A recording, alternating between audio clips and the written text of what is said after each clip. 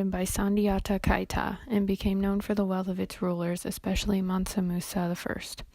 The Mali Empire had many cultural influences on West Africa, allowing the spread of its language, laws, and customs along the Niger River. Located in West Africa and the Saharan and Sahelian regions, it is flat and arid. The Niger River flows through its interior, functioning as the main trading and transport artery in the country. Sections of the river flood periodically, providing much-needed fertile agricultural soil along its banks as well as creating pasture for livestock. It has a very small population, although it is one of the biggest countries in Africa. Most of the population is centered around the Niger River. Agriculture is the dominant economic sector in the country, with cotton production, cattle and camel herding, and fishing. The two seasons are dry and wet. The dry is through November through June, and the rainy season is through June through October.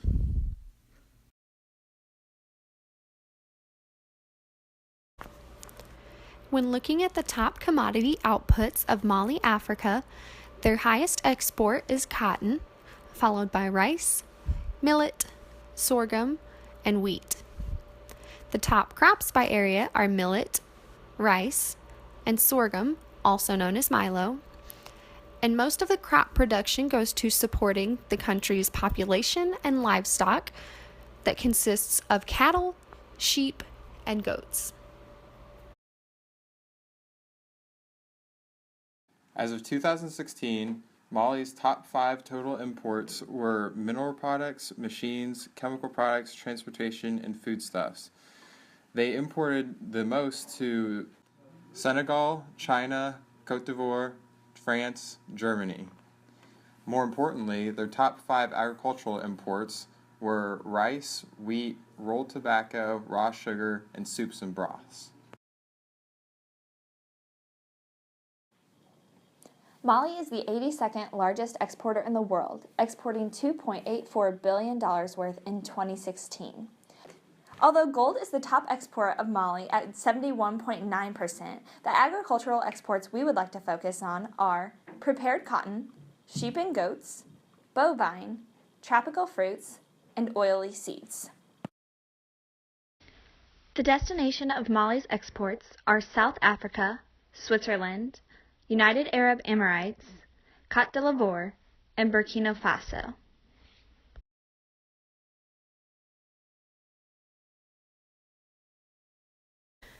The U.S. established trade relations with Mali in 1960. U.S. foreign assistance to Mali totaled over $25 million in 2016, with $17 million requested in 2017.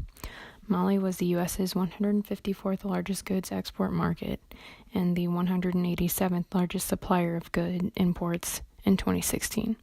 $77 million totaled in trade between Mali and the U.S. Goods exported from the U.S. to Mali totaled to $73 million, with others being from machinery, pharmaceuticals, and vehicles besides agricultural. Goods exported from the U.S. totaled to $4 million. The agriculture included prepared food for $2 million, rice for $896,000, pulses for $353,000, vegetable oils for $315,000, condiments and sauces for $214,000. The goods imported from Mali to the U.S. totaled to $4 million, 17,000 of that being agricultural. The vegetable saps and extracts totaled to $768,000.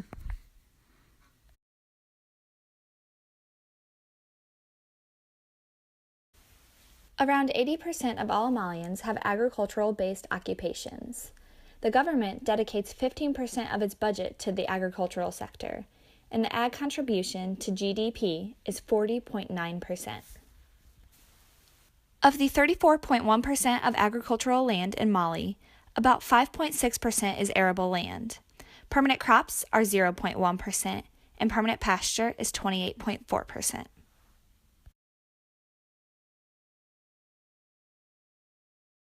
In order to get a more accurate representation of what an average agricultural worker's life would look like, I've done a little research on Malian farmers and the characteristics of that kind of life. So a lot of farmers rely on family bonds to help with the labor, and they utilize a lot of those connections with friends and family. So all of the members of the family are actively involved in agricultural activities if farming is the primary income activity for that family. So the children are involved, the wives of the husbands are involved, and the husband would be like the sole farmer of the family. And as characteristic for many other third world countries, agricultural labor involves a lot of long hours with little pay. And a lot of the agricultural tools are what the U.S. would consider archaic and maybe inefficient, such as like wooden tools, and they just don't have the capital to invest in large machinery like the combines and tractors that we use here.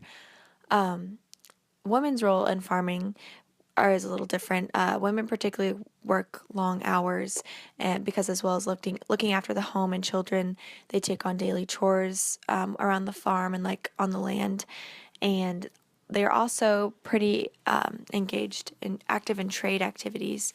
Postmenopausal women are freer to engage more extensively in trade activities than are women of childbearing age, and a lot of them just sell mostly food items, both raw and processed, and the men mostly sell the manufactured goods within the trade market. But women work on most of their lives on the collective fields of their husband's extended family, as well as their own, like their husband's field. The three commodities chosen to compare between food consumption in Mali and the U.S.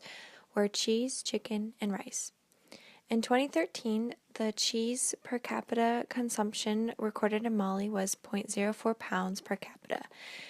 Conversely, in the U.S. in 2015, it was 35.11 pounds per capita.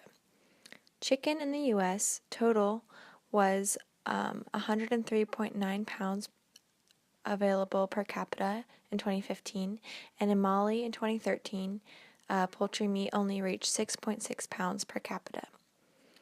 Rice, on the other hand, in the U.S. was 20.4 pounds per capita in 2010, and a whopping 126.5 pounds per capita in Mali in 2013.